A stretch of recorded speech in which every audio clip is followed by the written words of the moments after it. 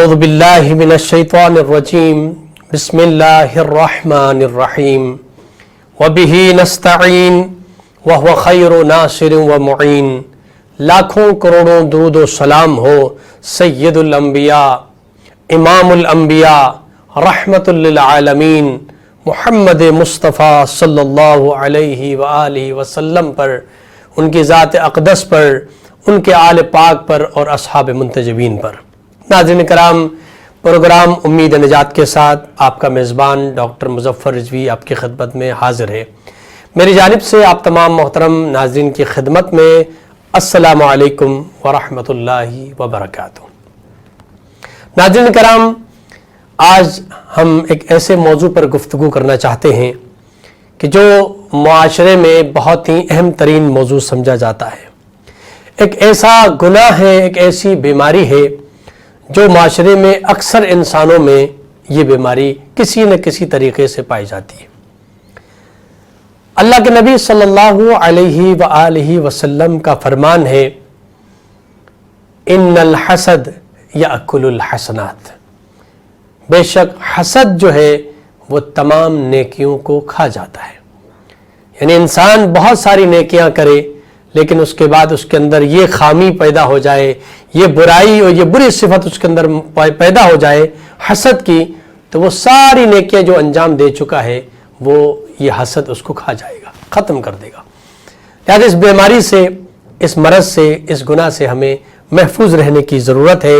شاعر نے بڑا خوب اس انداز شعر میں کہا ہے، بغض اور حسد سے دل خالی رکھیے، بغض اور حسد سے دل خالی رکھیے، اپنے کردار کو مثالی رکھیے، جو داد کے قابل ہے اسے دیجیے داد، دشمن ہی سہی ظرف کو عالی رکھیے۔ حسد ایک ایسی بیماری ہے کہ جو انسان کسی کے پاس کوئی نعمت دیکھتا ہے، کوئی اس کی کامیابی کو دیکھتا ہے تو اندر ہی اندر اس کو تکلیف ہونے شروع ہو جاتی ہے۔ یعنی وہ جلتا ہے اس کی کامیابی سے، اس کو جو انعام و اکرام ملا ہے اس سے وہ حسد کرنا شروع کر دیتا ہے، اور یہ اس کے اندر تمنا پیدا ہوتی ہے کہ اس کو، یعنی اس کے بھائی کو اگر کار ملی ہے، اس کے پاس کار نہیں ہے، اس کے پاس کار آ گئی، تو اس کے اندر اگر یہ تکلیف پیدا ہو جائے کہ اس کے پاس یہ کار کیوں ہے، اس کی کار اس کے پاس نہیں ہونی چاہیے، اس کے کار کا نقصان ہو، یہ ایکسیڈنٹ ہو، کسی طریقے سے اس کے یہ کار جو ہے اس سے حذف ہو جائے، ضائع ہو جائے، اس کے پاس یہ کار نہ رہے، یا اس کو کوئی نعمت ملی ہے تو اس پہ حسد کرتا ہے کہ یہ نعمت اس کے پاس کیوں ہے۔ اس بیماری کو خدا کی بارگاہ میں ہمیں دعا کرنا چاہیے کہ اس بیماری سے ہمیں اللہ تعالیٰ محفوظ فرمائے۔ اور اس کا ٹیسٹ کرنا، ہر چیز کا ایک ٹیسٹ ہوتا ہے نا، ایک انسان بیماری ہوتی ہے تو انسان ٹیسٹ کرواتا ہے، بلڈ ٹیسٹ کرواتا ہے، اس کے بعد پتہ چلتا ہے کہ یہ بیماری ہے۔ اس کا بھی ایک ٹیسٹ ہے کہ اگر انسان کو معلوم کرنا ہے کہ میرے اندر یہ بیماری ہے یا نہیں، تو پھر انسان بہت آسانی کے ساتھ ٹیسٹ کر سکتا ہے کہ اگر اس کے عزیز و اقارب میں، اس کے دوست و احباب میں دیکھتا ہے کہ اس کو کوئی کامیابی ملی ہے، کسی کو کوئی خوشی ملی ہے، کسی کو کوئی انعام ملا ہے، تو دیکھنا یہ کہ کہیں اس کی خوشی، اس کی کامیابی کی وجہ سے آپ کو کوئی تکلیف تو نہیں پہنچ رہی کہ اس کو یہ کامیابی کیوں ملی۔ اگر یہ تکلیف آپ کے اندر، یہ تکلیف پائی جاتی ہے تو سمجھنا ہوگا کہ میرے اندر وہ بیماری جسے حسد کہتے ہیں وہ موجود ہے۔ ناظرین کرام، آج اس اہم موضوع پر گفتگو کے لیے ٹیلی فون لائن پر ہمارے ساتھ موجود ہیں ممتاز مذہبی اسکالر، اتحاد علماء اہل سنت پاکستان کے آپ نائب صدر بھی ہیں، ہمارے ساتھ تشریف فرما ہیں جناب محترم مفتی محمد وسیم بندگی صاحب۔ السلام علیکم ورحمۃ اللہ وبرکاتہ۔ وعلیکم السلام ورحمۃ اللہ وبرکاتہ۔ مفتی صاحب، بہت بہت شکریہ کہ آپ نے اپنے قیمتی وقت میں سے وقت نکالا اور آج ہمارے ساتھ اس موضوع پر گفتگو کے لیے ہمارے ساتھ تشریف فرما ہے۔ میں سب سے پہلے آپ کی خدمت میں یہ سوال رکھنا چاہتا ہوں کہ یہ خود حسد، اس کے بارے میں ہمارے ناظرین کو بتائیے گا کہ یہ کیسی بیماری ہے، اس کے بارے میں قرآن اور حدیث میں کیا ارشاد ہوا ہے؟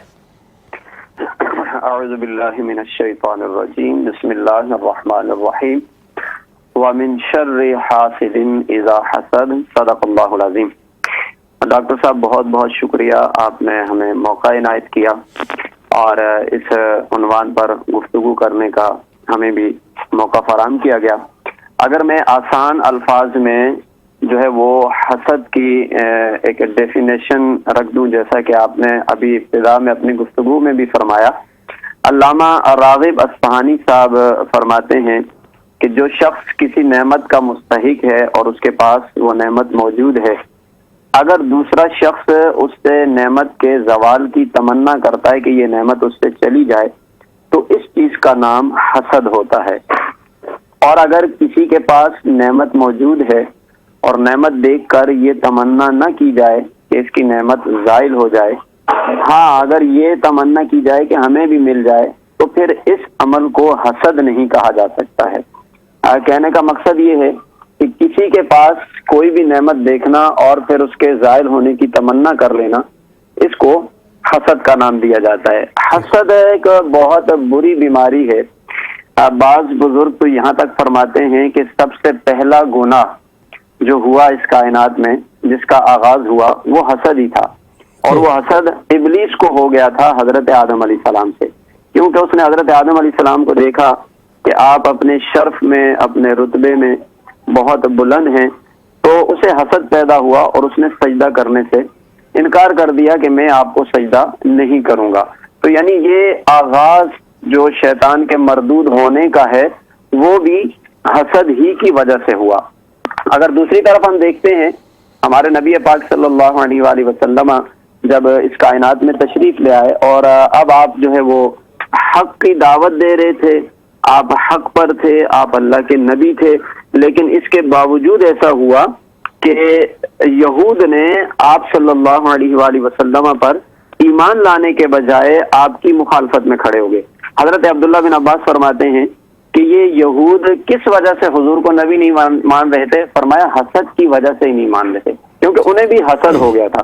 قرآن میں اللہ نے فرمایا ان یکفروا بما انزل اللہ بغیا، فرمایا یہ لوگ آپ کا کفر محبوب اس لیے کرتے ہیں کیونکہ اللہ نے آپ کو ایسی چیز کے ساتھ، حق کے ساتھ بھیجا ہوا ہے، اور یہ محض اپنے حسد کی وجہ سے آپ کا انکار کر رہے ہیں۔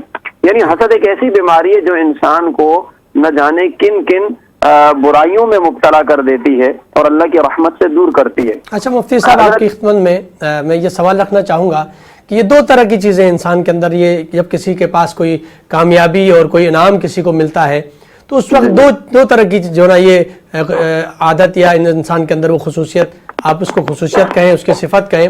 ایک دفعہ تو یہ ہوتا ہے کہ اس کو ایک کامیابی ملی ہے، وہ اپنی محنت کی وجہ سے ایک مقام کو اس نے پایا ہے، تو اس وقت جو اس کے اندر جو مقام اس کو ملا ہے، ایک انسان چاہتا ہے کہ یہ مقام مجھے بھی ملے۔ اب یہ خواہش نہیں ہو رہی کہ یہ مقام اس کو کیوں ملا، بلکہ یہ وہ خواہش پیدا کرتا ہے جسے رشک کہتے ہیں۔ تو یہ رشک کرنا اور حسد کرنا، حسد اور رشک میں فرق کیا ہے، اور ذرا اس کو ناظرین کی خدمت میں پیش کیجیے گا۔ جی ڈاکٹر صاحب، یہ بھی آپ نے ایک اچھا سوال کیا تاکہ یہ فرق بھی واضح ہو جائے کہ آپ کسی نعمت کی تمنا کرتے ہیں تو کیا لوگ اس کو بھی حسد نہ سمجھ بیٹھیں۔ جیسے کہ میں نے آغاز میں کہا کہ کسی کے پاس نعمت موجود ہے اور آپ یہ تمنا کرتے ہیں کہ یہ نعمت اس کے پاس سے ختم ہو جائے، تو اس چیز کو تو حسد ہی کہا جاتا ہے۔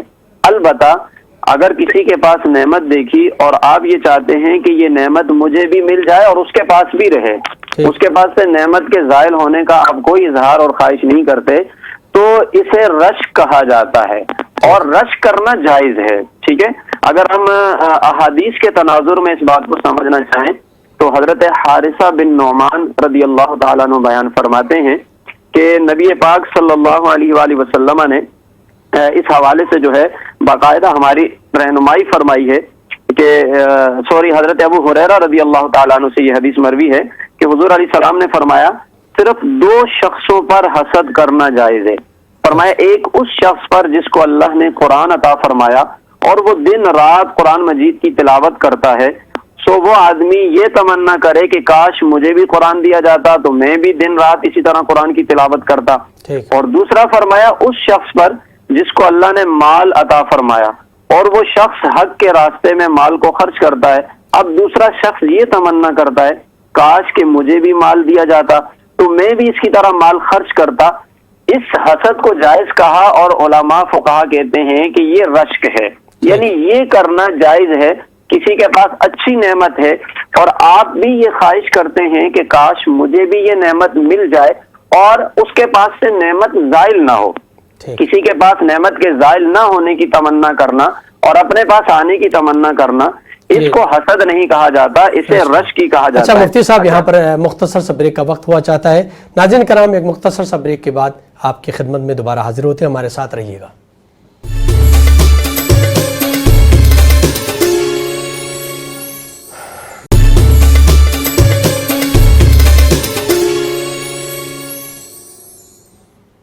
ناظرین کرام، ایک بار پھر پروگرام امید نجات میں آپ کو خوش آمدید کہوں گا۔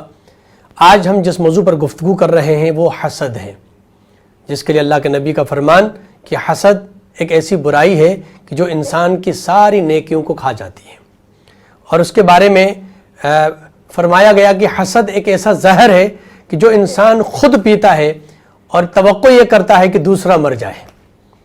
ایک ایسی بیماری ہے کہ جس کے لیے جو انسان کسی کے ساتھ حسد کرتا ہے تو دوسرا انسان جس کے لیے حسد یہ کر رہا ہے، اس کو ضرورت نہیں کہ وہ اس کے مقابلے میں اس کو سزا دے، بلکہ وہ جتنا کامیاب ہوتا چلا جائے گا، حاسد انسان اس سے اتنا ہی زیادہ تکلیف میں آئے گا۔ لہذا انسان حسد جب کرتا ہے تو وہ اندر سے کھوکھلا ہو جاتا ہے، وہ خود اندر سے مر جاتا ہے۔ لہذا اس بیماری سے خدا ہم سب کو بچائے۔ ہمارے ساتھ مفتی صاحب تشریف فرما ہے۔ مفتی صاحب کی خدمت میں سوال رکھنا چاہتا ہوں۔ مفتی صاحب یہ بتائیے کہ ایک حسد ہے اور ایک رشک ہے، ایک اور بھی روایت کے اندر لفظ غبطہ استعمال ہوا ہے، اگر آپ اس کی بھی وضاحت اگر فرمانا چاہیں۔ جی ڈاکٹر صاحب، میں آپ کے سوال کی طرف آنے سے پہلے ایک بات اپنے جو ہے وہ ناظرین کی خدمت میں رکھنا چاہتا ہوں۔ جی بالکل، کہ ہمارے ہاں چونکہ حسد بہت زیادہ پایا جاتا ہے، لوگ بہت زیادہ حسد کرتے ہیں۔ حسد کے بہت زیادہ نقصانات ہیں اور حسد نہ کرنے کے بہت زیادہ فوائد ہیں۔ تو اگر ہم یہ بات اپنے ناظرین تک پہنچا دیں کہ آپ حسد جیسی بیماری دل سے نکالیں گے تو اللہ کی بارگاہ میں آپ کا رتبہ کیا ہے، تو یقیناً یہ ہمارے لیے ایک رہنمائی کا ذریعہ بن جائے گا۔ بے شک۔ حضرت امام غزالی نے ایک واقعہ لکھا، حضرت موسیٰ علیہ السلام کے حوالے سے ایک روایت آپ بیان فرماتے ہیں۔ فرماتے ہیں کہ موسیٰ علیہ السلام اللہ کی بارگاہ میں جب کوہ طور پر تشریف لے گئے تو موسیٰ علیہ السلام نے ایک آدمی کو دیکھا کہ جو اللہ کے عرش کے سائے میں موجود ہے، تو آپ نے اس کے رتبے کو دیکھ کے بڑا رشک کیا کہ اتنا بلند مقام کہ اللہ کے عرش کے سائے میں اس کو جگہ ملی ہے۔ تو موسیٰ علیہ السلام نے اللہ کی بارگاہ میں عرض کی کہ مولا مجھے اس شخص کے بارے میں بتائیے، اس کا نام بتائیے اور اس کا یہ مقام اتنا بلند۔ تو اللہ رب العالمین نے ارشاد فرمایا کہ ہم اس کے نام کے بجائے اس کے عمل بتا دیتے ہیں کہ اس کو عرش کے سائے میں جگہ کیوں دی گئی۔ تو اللہ نے فرمایا یہ وہ شخص تھا کہ جو دنیا میں حسد نہیں کرتا تھا، یعنی حسد نہ کرنے کی وجہ سے اسے اتنا بلند رتبہ ملا کہ اللہ کے عرش کے سائے میں اسے جگہ عنایت فرما دی گئی۔ حضرت ایک روایت میں اور جو ہے نا اپنے ناظرین کے گوش گزار کر دوں، حضرت انس بن مالک رضی اللہ تعالیٰ نے روایت کرتے ہیں کہ ایک مرتبہ ہم نبی پاک صلی اللہ علیہ وسلم کے پاس بیٹھے ہوئے تھے، حضور علیہ السلام نے فرمایا ابھی تمہارے پاس ایک شخص آئے گا اور وہ اہل جنت میں سے ہے۔ جو شخص یہ چاہتا ہو کہ میں دنیا میں کسی جنتی کو دیکھوں تو اس آنے والے شخص کو دیکھ لینا۔ فرماتے ہیں تھوڑی دیر بعد ایک صاحب آئے جن کے وضو ابھی بالکل فریش وضو کیا تھا اور ان کی داڑھی سے پانی ٹپک رہا تھا۔ وہ شخص آتا ہے، اس کے ہاتھ میں جوتیاں بھی پکڑی ہوئی ہیں۔ تو صحابہ نے دیکھا اور بڑا رش کیا کہ یہ وہ شخص ہے جس کے بارے میں حضور نے بشارت دی ہے کہ یہ جنتی شخص ہے۔ پھر فرماتے ہیں کہ دوسری مرتبہ بھی ایسا ہوا کہ آپ علیہ السلام نے پھر ایک مرتبہ فرمایا کہ ابھی ایک شخص آئے گا دیکھنا۔ دوسری بار بھی آنے والا وہی شخص تھا۔ پھر ایک مرتبہ یہ واقعہ پیش آیا کہ حضور نے تیسری بار بھی فرمایا کہ ایک شخص آئے گا، اگر جنتی شخص کو دیکھنا اس کو دیکھ لینا۔ فرماتے ہیں تیسری بار بھی دیکھا تو وہی شخص آیا۔ حضرت عبداللہ بن عمر رضی اللہ تعالیٰ عنہ فرماتے ہیں میرے دل میں یہ خواہش پیدا ہوئی کہ میں جاؤں اس شخص کے ساتھ رہوں، دیکھوں تو صحیح یہ کیا عمل کرتا ہے جس کی وجہ سے اللہ کے نبی نے اس کے جنتی ہونے کی بشارت دی ہے، اور ایک بار نہیں 3 بار جنتی ہونے کی بشارت دے دی۔ فرماتے ہیں میں ان صاحب کے ساتھ چلا گیا اور 2-3 دن ان کے ساتھ رہا، ان کے عمل کو جانچتا رہا، چیک کرتا رہا ایسا کیا کام کرتے ہیں۔ فرماتے ہیں 3 دن کے بعد میں نے ان سے اجازت لی اور میں نے کہا کہ میں نے تو کوئی ایسی خاص بات آپ میں نہیں دیکھی ہے جس کی وجہ سے اللہ کے نبی نے آپ کو جنت کی بشارت دنیا میں عطا فرما دی۔ تو وہ صحابی آگے سے عرض کرتے ہیں کہ ہاں میں کوئی خاص عمل نہیں کرتا، بس عام روٹین کے مطابق نماز بھی پڑھتا ہوں، جو تم کرتے ہو سب وہی کرتا ہوں۔ لیکن اس صحابی نے کہا یاد رکھو میرے پاس ایک اور عمل ہے کہ جس کی وجہ سے اللہ کے نبی نے میرے لیے بیان کیا، کہا میرے دل میں کسی کے لیے حسد نہیں ہے، کیا بات. فرمایا کہ میرے دل میں حسد نہیں ہے، میں کسی سے حسد نہیں کرتا ہوں، میں کسی کے بارے میں کوئی بغض نہیں رکھتا. اس وجہ سے اللہ کے نبی نے اس صحابی کے لیے آپ دیکھیں دنیا میں جنت کی بشارت عطا فرمائی. بظاہر دیکھنے میں یہ بات بہت عام سی لگ رہی ہے، معمولی سی لگ رہی ہے. ہمارے ہاں یہ بیماری بہت زیادہ ہوتی ہے، تو اگر ہمارے ناظرین اس حدیث پاک کو اپنے مد نظر رکھیں تو یقیناً یہ ان کے لیے بہت بڑی رہنمائی ہوگی کہ آپ کسی سے بھی حسد نہ کریں، کسی کے بارے میں بھی بغض نہ رکھیں. اپنے دل کو اگر آپ نے اس چیز سے پاک کر لیا تو یقین جانیے کہ دنیا میں آپ کے لیے جنت کی بشارت ہوگی. بے شک. جیسا کہ نبی صلی اللہ علیہ وسلم نے ان صحابی کے لیے فرمایا. اچھا، ہمارے ہاں یہ بھی ہوتا ہے ڈاکٹر صاحب کہ لوگ کہتے ہیں کہ بھائی یہ جو حسد ہے یہ کس وجہ سے پیدا ہو جاتا ہے، اس کے مطلب اسباب کیا ہوتے ہیں، یا اس کو یعنی سمجھنے کے لیے کہ بھائی کس کس چیز کو ہم حسد کی اس میں کیٹیگری میں رکھیں اور پھر اپنے آپ کو اس سے بچا سکیں. ٹھیک. ہمارے علماء کرام نے، فقہاء نے اس کے مختلف اسباب بیان کیے ہیں. فرماتے ہیں بعض دفعہ ایسا ہوتا ہے عداوت کی وجہ سے اور بغض کی وجہ سے، یعنی کسی سے دشمنی ہوتی ہے نا آپ کی، تو وہ دشمنی کی وجہ سے بھی آپ کے اندر حسد پیدا ہو جاتا ہے. یعنی جب انسان کسی سے دشمنی رکھتا ہے تو وہ یہ چاہتا ہے کہ بھائی میں اس کو ذلیل کر لوں، اس کو رسوا کر لوں. لہذا انسان کو چاہیے کہ وہ دشمنیاں کم کرے، کیونکہ جتنی اس کی دشمنیاں بڑھتی رہیں گی اس کے اندر یہ حسد کی بیماری پھر بڑھتی چلی یعنی جائے یہ وجوہات ہیں کہ جن کی وجہ سے انسان کے اندر حسد پیدا ہوتا ہے.